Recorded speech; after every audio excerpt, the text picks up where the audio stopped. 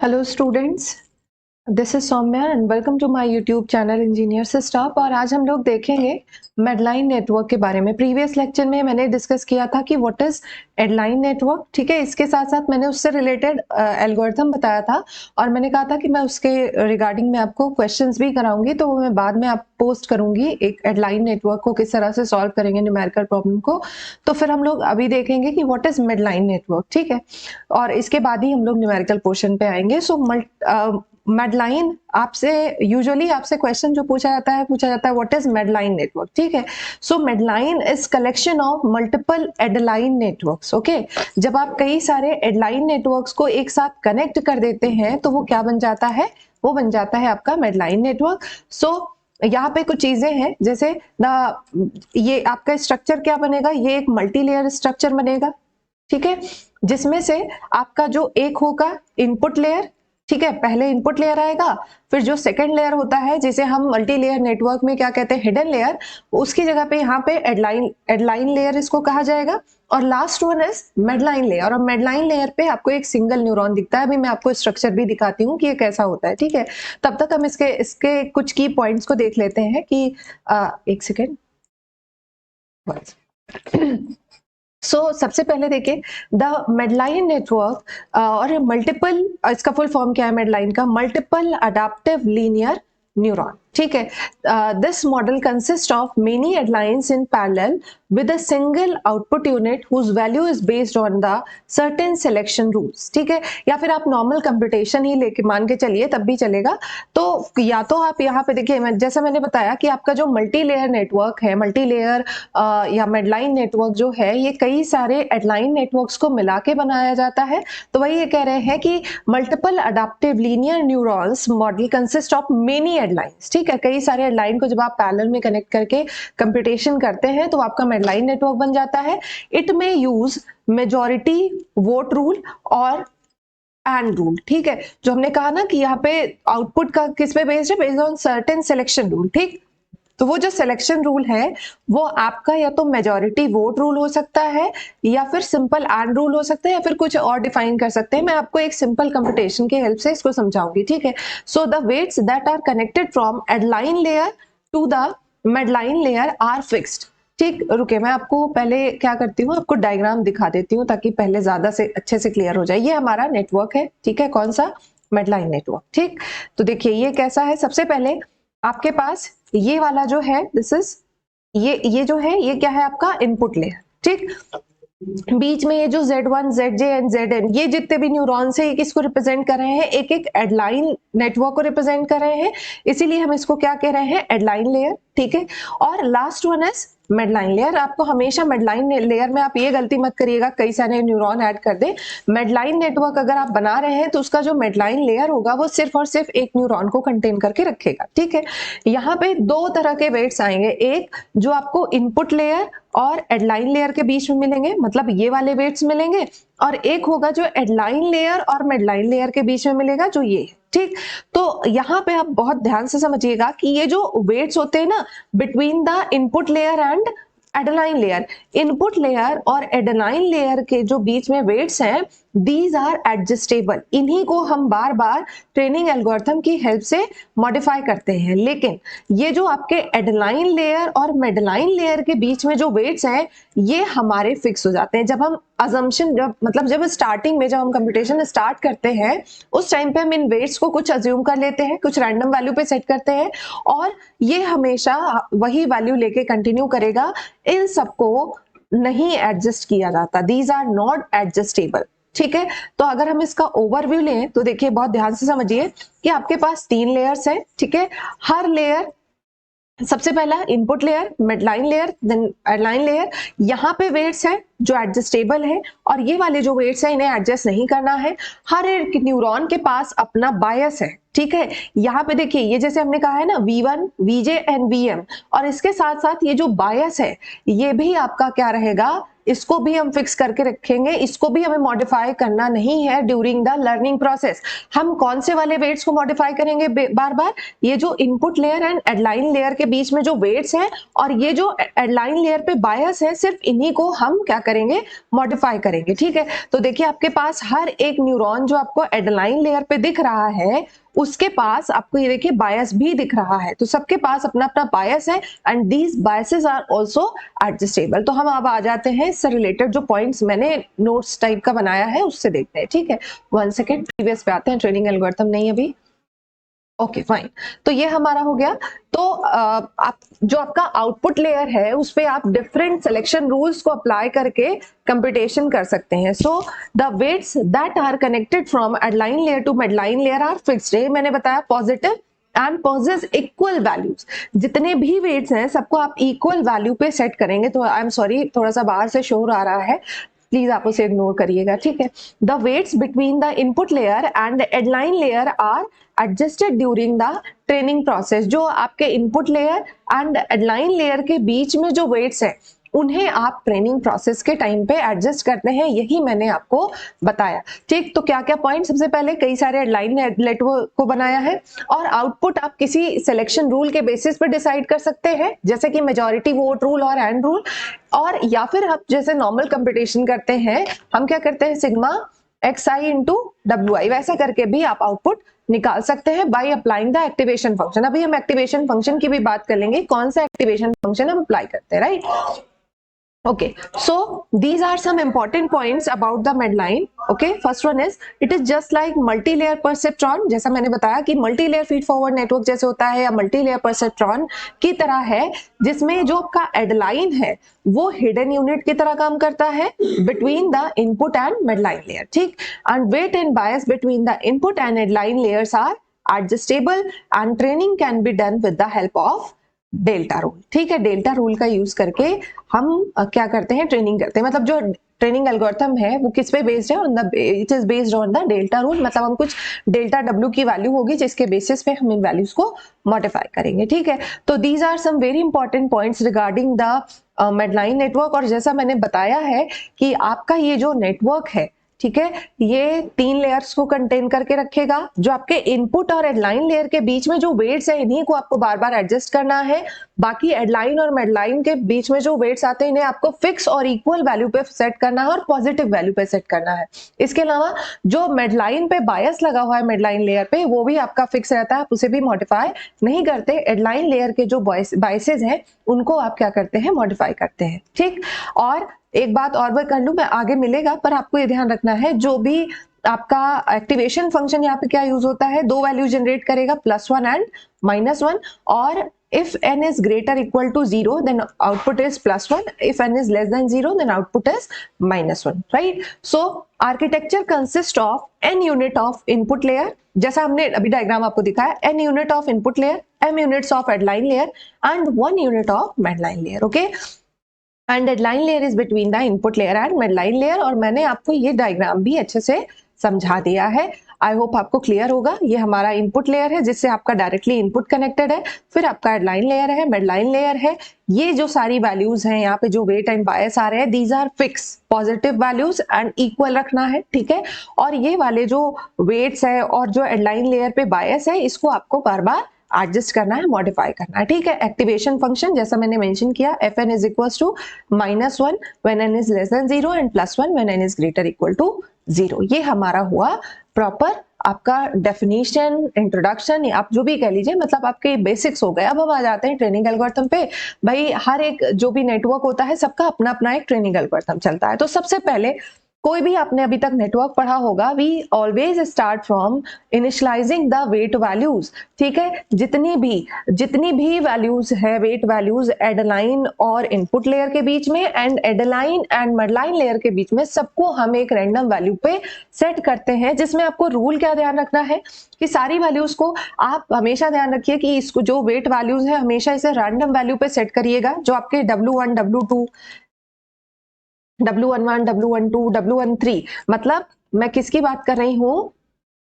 एक सेकेंड, ये वाली जो वैल्यूज है ये यहाँ पे जो आ रही हैं इनको आप रैंडम वैल्यू पे हमेशा सेट करेंगे, जीरो लेके मत करिएगा, ठीक है, नहीं तो आप सही आंसर तक नहीं पहुंच पाएंगे, ठीक।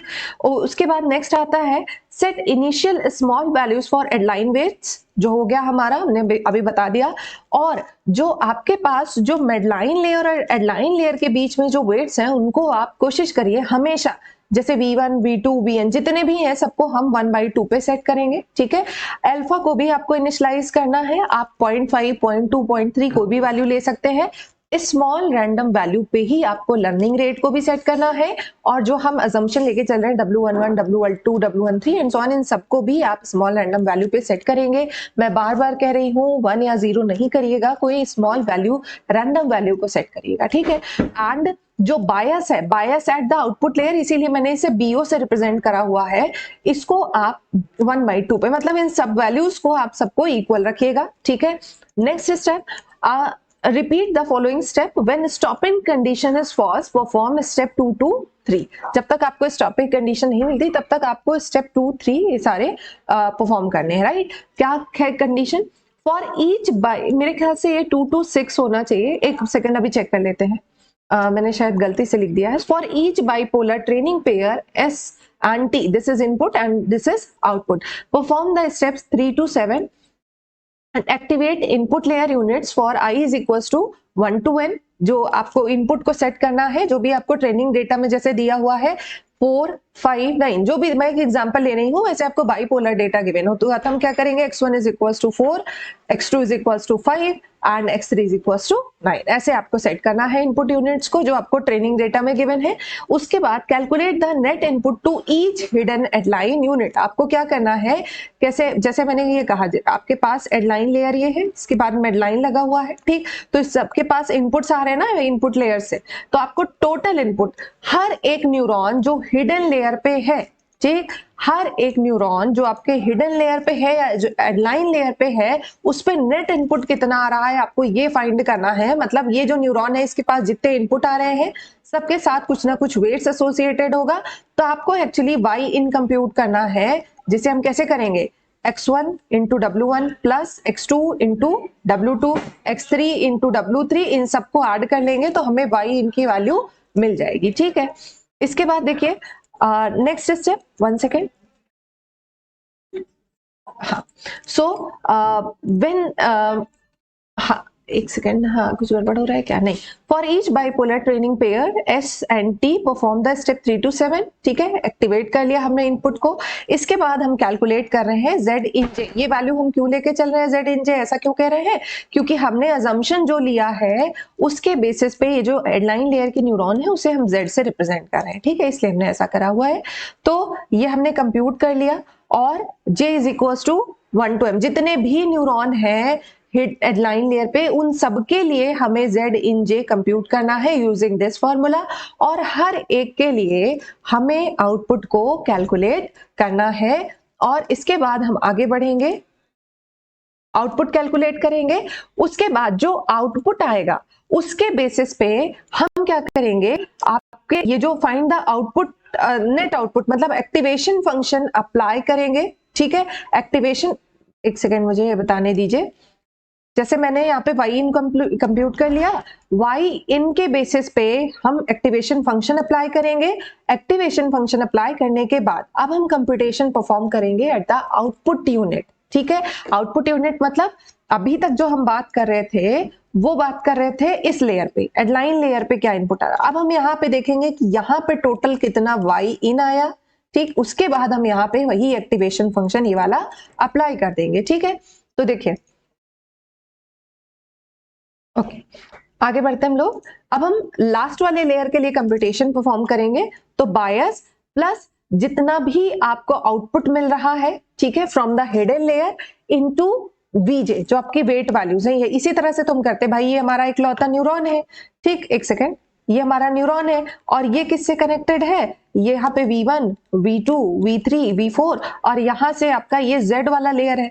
तो Z ने Z1, Z2, Z3 and Z4 यहाँ से जो आउटपुट निकला होगा, ठीक, और इसके पास खुद का बायस भी है, यहाँ से जो आउटपुट निकला है इनटू दीज वेट वैल्यूज और उसके बाद इसको ऐड कर लेंगे बायस को, तो हमें क्या मिल जाएगा, सॉरी वाई इन, है ना, इसका ये वाला जो है इसका नाम हमने वाई इन रखा हुआ है। तो हमने वाई इन को कंप्यूट कर लिया, उसके बाद एक्टिवेशन फंक्शन अप्लाई कर लिया, यहां तक तो हमारा आउटपुट हमें मिलेगा। ठीक, तब जाके जब हम यहाँ स्टेप 6 तक परफॉर्म कर लेंगे तब हमें अपना फाइनल आउटपुट मिलेगा। के बाद हम एरर को कैलकुलेट करेंगे। ठीक है, एरर को कैलकुलेट करेंगे, और अगर आपके सिस्टम में एरर है तो आपको वेट्स को मॉडिफाई करना है, अगर आप अदरवाइज आप वेट को नहीं मॉडिफाई करेंगे, so calculate the error and update the weights. ठीक है, और उसके बाद वेट अपडेशन का फॉर्मूला देख लीजिए, बहुत इंपॉर्टेंट है। 1 सेकेंड, ये है हमारा वेट अपडेशन का फॉर्मूला। देखिए, अगर आपने जो यहां से जो रिजल्ट स्टेप 6 से जो रिजल्ट जनरेट हुआ, ठीक, if that is equal to T, जो आपके ट्रेनिंग डेटा में टारगेट है, दोनों इक्वल है, तो कोई वेट अपडेशन नहीं चाहिए। ठीक, अगर ये दोनों इक्वल नहीं है, ठीक है, और टारगेट की जो वैल्यू है, मतलब जो ट्रेनिंग डेटा में आउटपुट गिवन है दैट इज 1, तो आपको अपडेट करने के लिए, वेट को मॉडिफाई करने के लिए ये वाला फॉर्मूला रिप्रेजेंट यूज करना है। और आप ध्यान रखिएगा, मैंने पहले भी बताया है कि आप सिर्फ एडेनाइन लेयर, एडेलाइन और इनपुट लेयर के बीच के वेट्स को मॉडिफाई करते हैं। ठीक, तो ये जो Z इन J है, ठीक, ये टोटल इनपुट एक पर्टिकुलर न्यूरॉन पे क्या रिसीव हो रहा है उसकी बात कर रहा है, without applying the activation function, उसी पैरामीटर से हम इसको मॉडिफाई करेंगे। ठीक, दूसरा फॉर्मूला बता रहा है if t is not equal to y, and हमें जो रिक्वायर्ड टारगेट है वो -1 है, तब हम वेट्स को मॉडिफाई करने के लिए ये वाला फॉर्मूला यूज करेंगे। तो दोनों एल्गो को आप ध्यान से समझिएगा,